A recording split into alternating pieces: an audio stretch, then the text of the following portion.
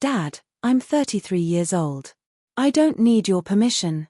My father's voice got louder. You do if you want to remain part of this family. You do if you want your inheritance. You do if you want any support from me. I stayed calm but firm. I don't need your money, Dad. I make my own. He laughed. A mean laugh. You think you're independent. You think you're successful on your own. Everything you have because of me.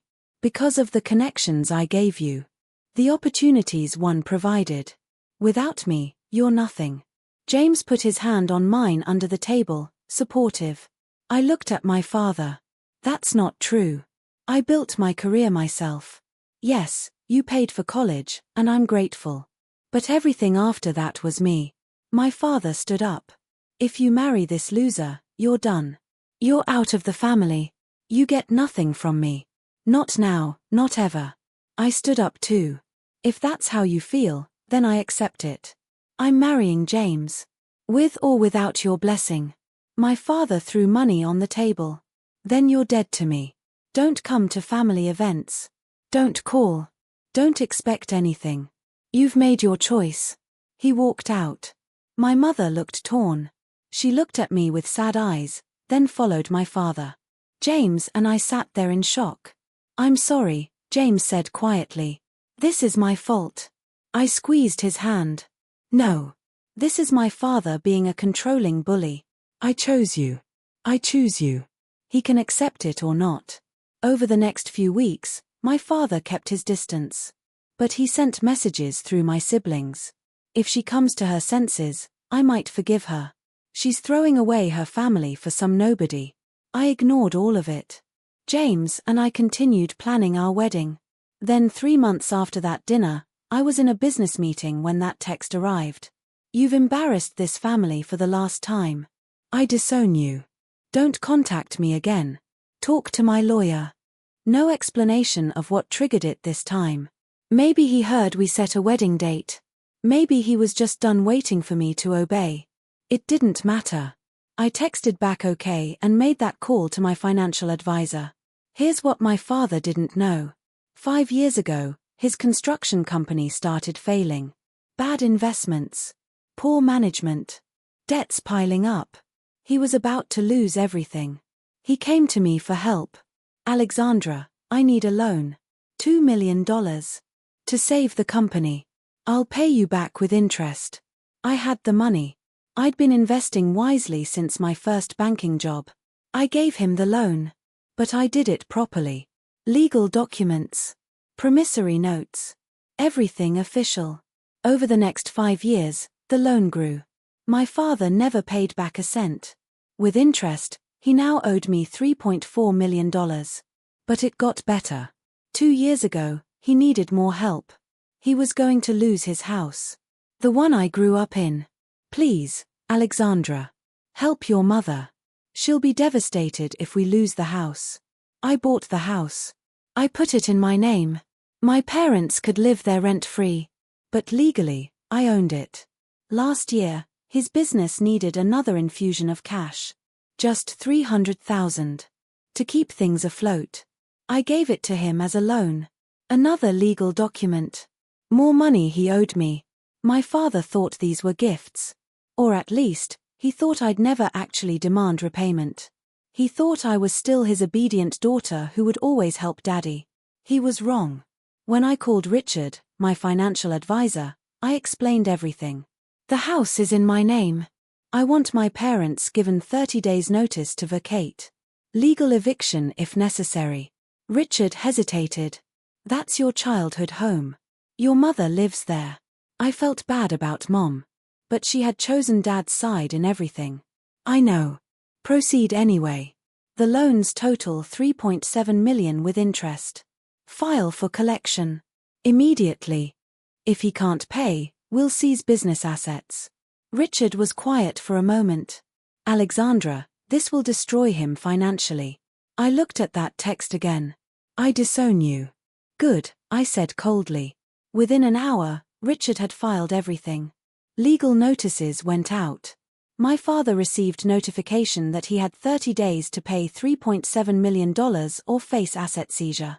He also received eviction notice for the house. My phone started ringing within 2 hours. My father. I didn't answer. My mother. I didn't answer. My brothers. I didn't answer. Texts poured in. Dad, what have you done?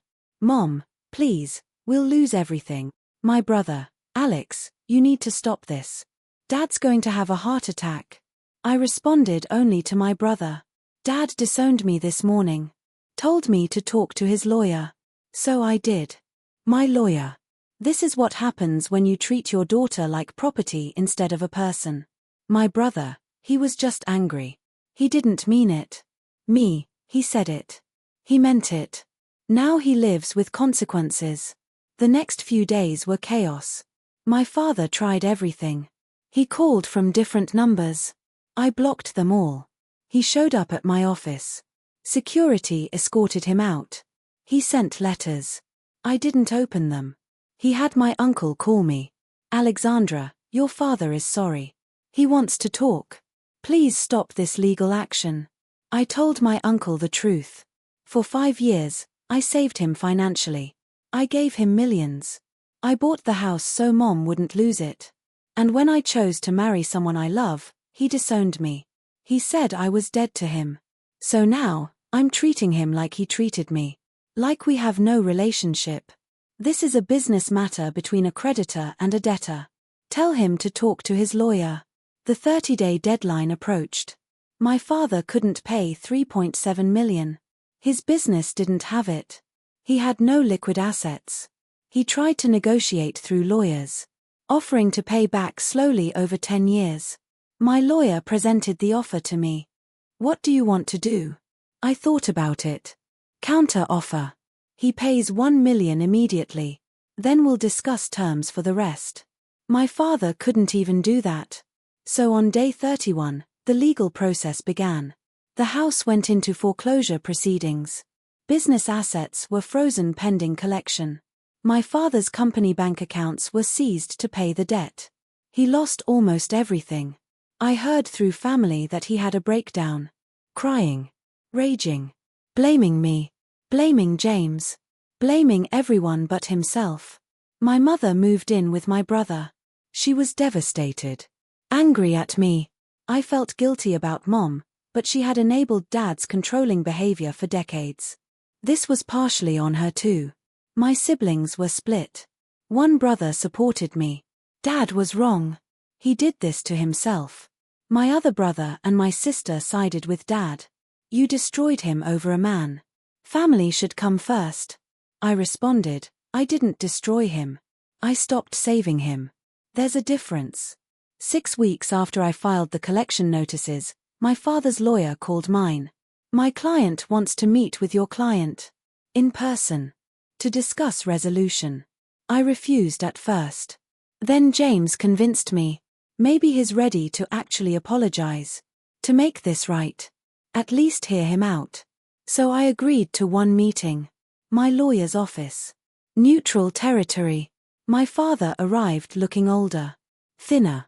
Broken. We sat across a conference table. My lawyer present. His lawyer present. My father stared at me for a long time. Then he said, "How could you do this to me? I'm your father." I stayed calm. "You disowned me. Remember? You sent me a text saying I was dead to you. I took you at your word." He shook his head. I was angry. "I didn't mean it literally. You were supposed to know that." I leaned forward. "No, Dad. You've been controlling me my entire life.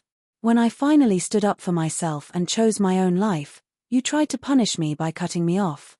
You thought I needed you. You thought I'd come crawling back. You were wrong." His lawyer cleared his throat. "Can we discuss terms? Is there a way to resolve this that doesn't involve total financial destruction?" I looked at my father. "There is. But it requires something from you." My father looked desperate. "What? What do you want?" I told him. "An apology. A real one. Not just to me. To James. Acknowledge that you were wrong to try to control who I marry. Acknowledge that your love should not be conditional." My father's face twisted. His pride was still there, fighting. You want me to apologize for wanting what's best for you? I stood up. If that's your answer, we're done here. Enjoy bankruptcy. I started to leave. My father's voice stopped me. Wait. I turned. He was crying. Actually crying. I'm sorry, he said quietly. I'm sorry for trying to control you. I'm sorry for treating James badly. I'm sorry for the text. I'm sorry for all of it. I studied his face. It looked genuine. Broken, but genuine. Do you accept James as my choice? He nodded slowly. If he makes you happy, then yes. I sat back down. Here are my terms. I forgive half the debt. You owe me 1.85 million instead of 3.7. You can pay it back over 15 years, interest-free. The house stays in my name, but you and Mom can live there rent-free for as long as you want. Your business assets are unfrozen. But there's one more condition. My father waited. You attend therapy. For your controlling behavior. And family therapy with me and James. If you want a relationship with me, with your future grandchildren, you do the work to change. My father looked at his lawyer. Then back at me. Okay. I agree. We signed papers that day. Legal agreements. Everything official. Over the next year, things slowly improved. Therapy was hard. My father had to face decades of controlling behavior. Had to acknowledge the damage he'd done. Had to learn to let go. But he tried. He really tried. He apologized to James directly. He came to our wedding and walked me down the aisle. He cried during his speech about how proud he was of me. How he almost lost me because of his pride. Today, 2 years later, our relationship is better than it's ever been. Not perfect. He still struggles sometimes with control. But he catches himself now. He apologizes when he oversteps. My mother and I have rebuilt our relationship too. She admitted she should have stood up to him years ago. That she enabled his behavior. That she was sorry. I forgave her. My father's business recovered somewhat. He's slowly paying back the loan. He might actually pay it all before 15 years are up. And the house? Still in my name. But Mom has redecorated it beautifully. It feels like a home now, not a fortress of control. I learned important lessons from this experience.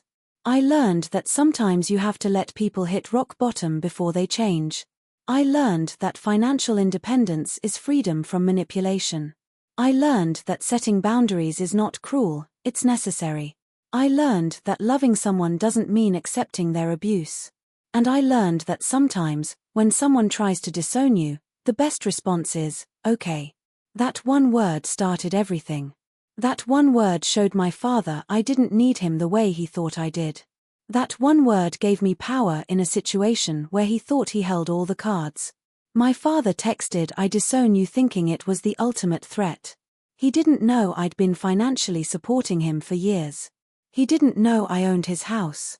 He didn't know I held millions of dollars of his debt. He thought he could control me with fear of abandonment. Instead, he learned that I could walk away completely, and that scared him more than anything. Today, I'm married to James. We're expecting our first child. My father is excited to be a grandfather. He's promised to be different. To be better. I hope he keeps that promise. But if he doesn't, I'm prepared to set boundaries again. Because that's what I learned. You teach people how to treat you. And when they cross lines, there are consequences. My father learned that lesson the hard way. But he learned it. Thank you for listening to my story.